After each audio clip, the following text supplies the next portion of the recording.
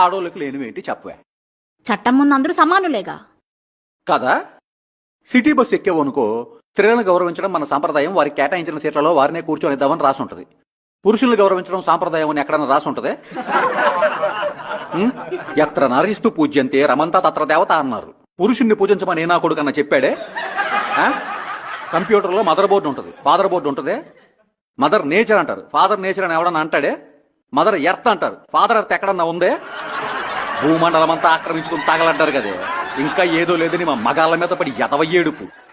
నువ్వు గంటల తరబడి ఫోన్ మాట్లాడతావే, నీ ఫెమినిస్ట్ ఫ్రెండ్ ఫాతిమా జస్ట్ పప్పులో కొంచెం ఉప్పు తక్కువ వేసాడని మొగు నిరగొట్టిందే.